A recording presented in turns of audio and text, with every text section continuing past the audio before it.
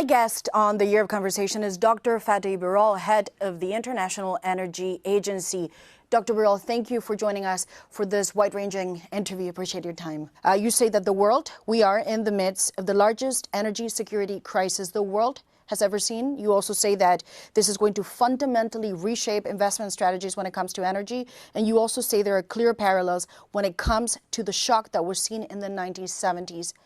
How severe is it going to get? Now, I labeled this crisis as the largest energy crisis in the history. We had three energy crises up to now, two oil crises in 1970s, 1973 and 1979, and the 2022, after the Russia's invasion of Ukraine, in Europe we had a natural gas crisis. If I add how much oil and gas we lost in this all three crises, it is much less than what we lost in the Middle East crisis, Iran crisis now.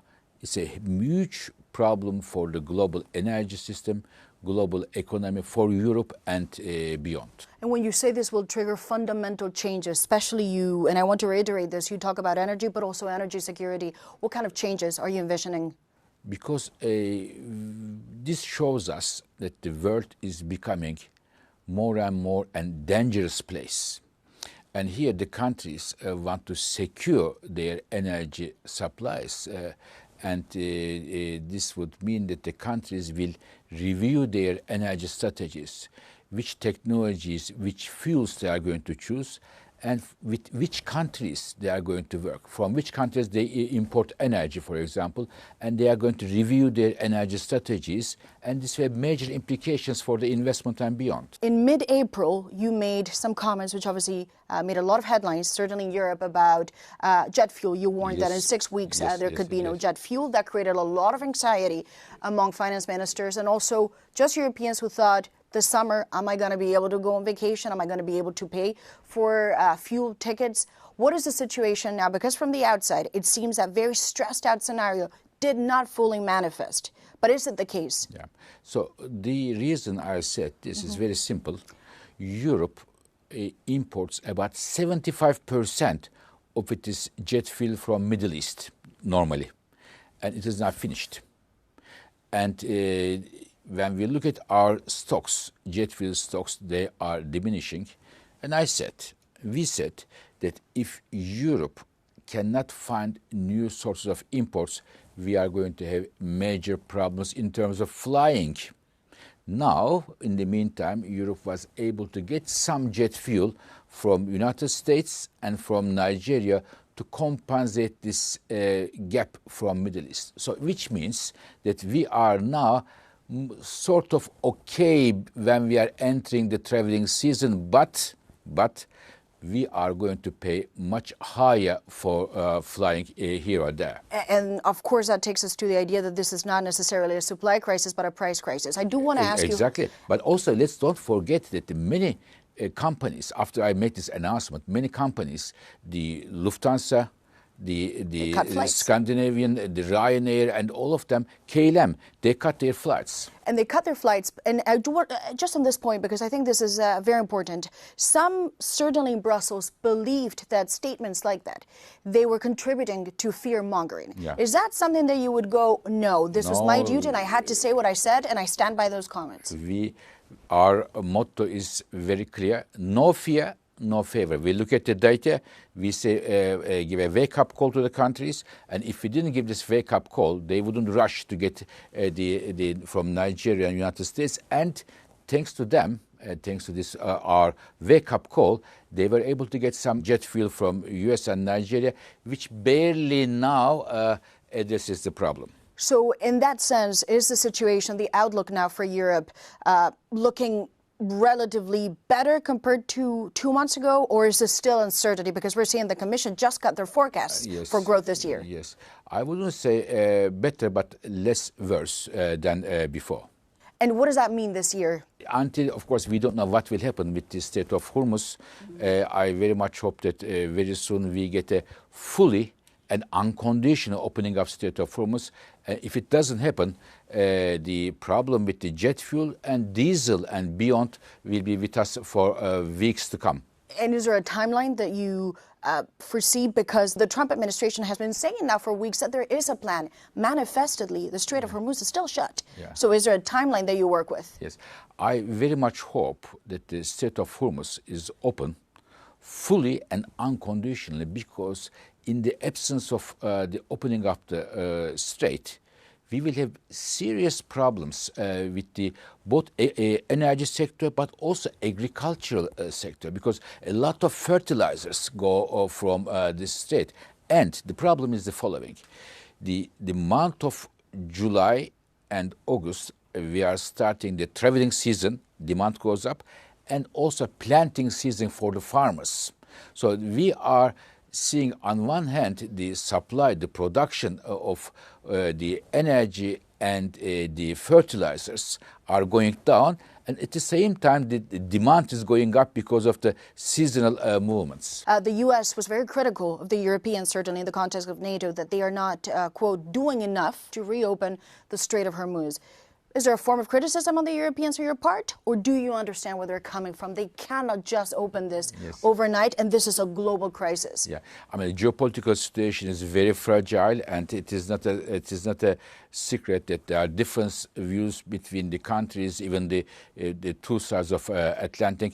But despite that, I can tell you that one of the reasons why we are not in a worse shape today, International Energy Agency, on 11th of March, I announced that we released 400 million barrels of oil. Historical release. It gave a lot of comfort to the market, and we were able to get this release with the unanimously. United States and Europe came together with Japan and the other countries. So it was a real success story. But at some point, the market is going to look at it and say, is this enough if the Strait of Hormuz does not reopen? Do you foresee another release will be needed this year? That release brought the prices $20 down, which is very good, very important for Europe and for everybody in the world.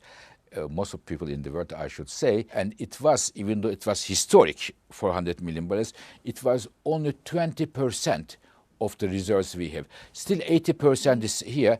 If it is needed, we will be ready to release those stocks when and it is decided. So this is something that you contemplate and that you believe the different members, the U.S., the Europeans, and not just, will participate if a second round is needed? So we are, of course, always monitoring the markets. If there is a need or not, I am discussing with the government leaders in Europe, US, Japan, Korea, and the others. If there is a need, we are ready to act immediately. And you're thinking this would be by the summer, if you get to Q3 and there is still no resolution? Is there a date you work with, or this is just an intention? No, this is a plan. If it is in place, if there is a need, and we will decide when it is, depending on the market conditions, especially what will happen with the Strait of Hormuz. This is not necessarily a supply crisis. The oil could be pumping. The issue is, well, the Gulf countries have been attacked and you cannot get the oil out through the Strait of Hormuz. So it is a pricing issue for the Europeans. Yeah. There's a lot of concern in Europe that, given the background of what happened in 2022, the EU cannot enter another bidding war. We've seen the Italian Prime Minister very critical, saying oil at this level, this is really hurting the industry. What's the alternative? What can be done? So, in fact, as a world, we are a bit fortunate, because before we entered this crisis, before the 28th of February, we had a lot of oil in the markets, a surplus of oil. And after this crisis has started, we used the surplus and we released some stocks. We are using that as well. And the stocks are coming to almost a zero line. If the stocks continue to come down so much, plus the July, August, the demand is going up because traveling season. So I would call we are entering the red zone in terms of the implications on the markets. What does it mean? It means we may well see the inflation numbers in Europe and beyond will go up. Economic growth will suffer. Europe will definitely, once again, after the Russia's invasion of Ukraine, we already went through this difficult time. We may face again a difficult time if the situation is not better and if the problem with the Hormuz is not solved. And a difficult time means what? Because there is a disagreement among members of the EU that the Commission has not put forward all the measures that it could. Some member states say this is a real crisis. It's a quiet crisis because the spike in prices is not overnight, but it has stayed elevated for a long time now. What more can be done? Do you understand the frustrations of Giorgia Meloni, let's say? She's been very vocal about this. I think this is, all the leaders in Europe are concerned about this, I can tell you. All the European leaders, but not only Europe. I was in the UK. It's everywhere around the world. The Japanese Prime Minister, the Austrian Prime Minister, but Europe is at the heart of it because we already went through this 4 years ago. It is the second time in a very short period of time. The European industry says they cannot deal with this again after 4 years. I hope not, but I am afraid we will see some difficult times in terms of our economy. The inflation numbers will go up, and also our economic growth in Europe will suffer. The issue is not whether it will suffer or not, how much it is going to suffer. This is my issue. So the earlier the Strait of Hormuz is opened in a fully and unconditional way, the better it is for our economies in Europe. Because, of course, the world has said they will not pay any duties to the regime in Iran. The Europeans have been clear they will not pay for passage. But I want to ask you, as you say, the question is how bad this will get. This is already triggered in a conversation that perhaps this is the moment to revisit some of the sanctions on Russia. We've seen the U.S. extend this waiver. The UK seems to be thinking, maybe not directly, but yes to third countries. The European Union says this is not the time to ease the pressure on the Russians. Yeah. Is that a scenario that you foresee? Ultimately, this conversation is inevitable? So we talked about the oil crash in 1970s. Europe, as a reaction to that, Europe made a lot of good things, but also some, I think, wrong choices. For example, many European countries at that time thought to over-reliance on Middle East was a risky thing, which is true. Diagnosis is true. But as a solution, Europe pivoted to Russia. Over-reliance on Russia was a big mistake for Europe, and we paid for that during the year of 2022. And in my view, knocking on the door for Russia again would be a major mistake. We made this mistake once. Once it's a mistake, doing second time is not a mistake. So you're saying to knock on the door of Russia and Vladimir Putin would be not just a strategic mistake, but almost a fatal error for the Europeans? To be honest with you, there are many other options that Europe should look into, which are more secure in terms of their energy system and in terms of for their foreign and defense policies. And there's been, of course, the Commission repeating, in light of that conversation of the Russian sanctions, that the goal is now to accelerate the green transition and produce clean and accessible homegrown energy. The problem is there's a very clear political pushback. There's this idea that has really manifested in a part of the European public opinion that green energy is not the solution, it will not provide security, and it also comes at a cost premium. Is this the end of the green wave for the Europeans? First of all, it is green or clean, whatever you call it. Renewables will get a major boost from this, but not only renewables, nuclear power will get a strong boost.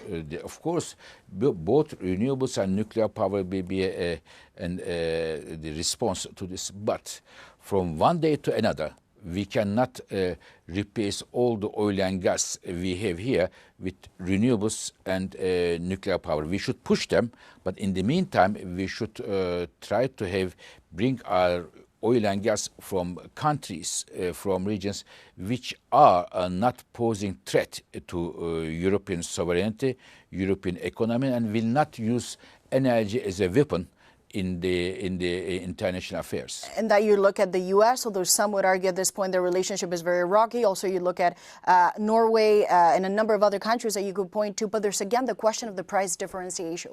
The European industry says at this point they already suffer from the scars of 2022 and they cannot compete on equal footing when it comes to China and the U.S. Do you hear this criticism, and what can be done? So again, the mistake we made after 1970s from over-reliance on Middle East going to over-reliance on Russia is a huge mistake, a major mistake.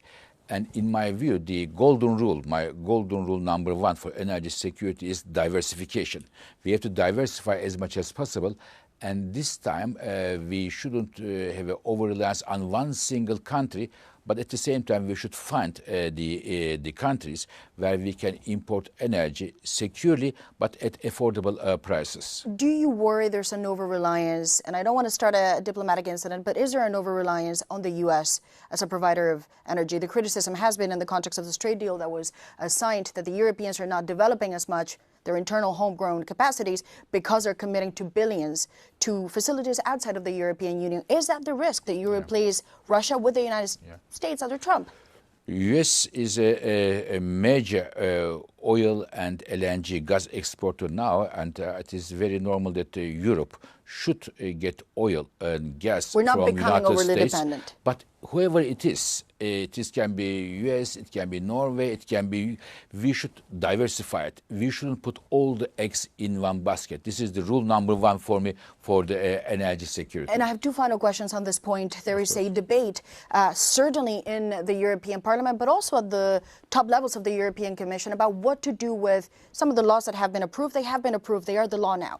But the implementation, the dates, the timeline, perhaps suspending some of those green clauses which now have become clean. Nobody talks about green, they talk about clean now.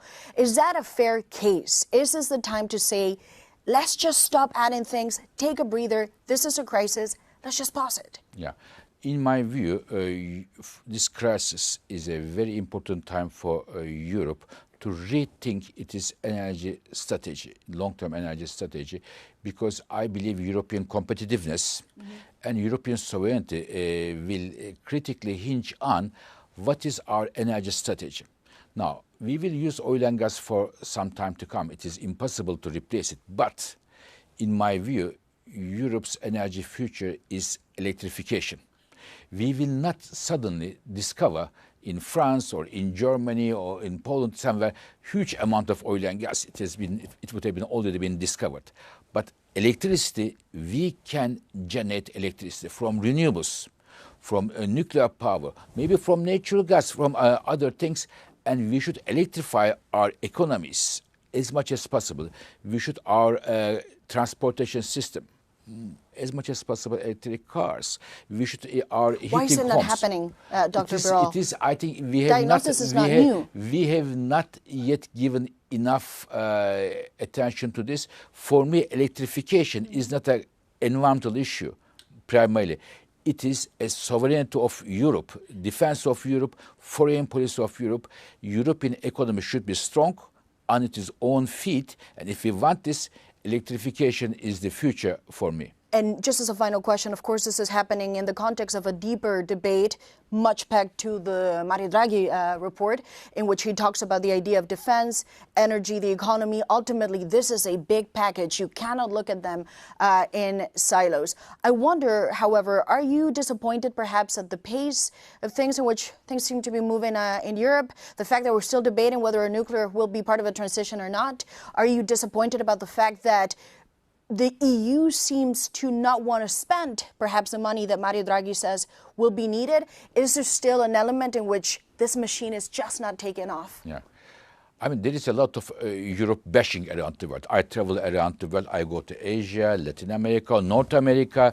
They bash Europe? No, they bash Europe. And I think, and Europeans bash Europe as well, more than the others themselves. Now, I tell you something. The Europeans bash themselves too much? Of course, too much. And they're a bit unfair to Europe. Europeans, but everybody else. Now, I have to tell you something. When I go around the world, if I ask the people in Asia, Latin America, North America, where would you like to live? Number one always comes to Europe, because Europe has the values which are very important for the humans, democratic values. We have great institutions, but in terms of energy, I'm an energy man, I can talk about energy. We didn't make the right choices all the time. We made a lot of mistakes, but now we have to be very clear. Electrification is the future for our sovereignty, for our competitiveness. And if we make the energy decisions right, I think Europe will be very strong in terms of its economy, foreign policy, and defense. I believe it is at the heart of energies now, at the heart of European competitiveness and sovereignty of the continent. Well, Dr. Fateh Birol, thank you so much for joining us on Euronews. Thank you.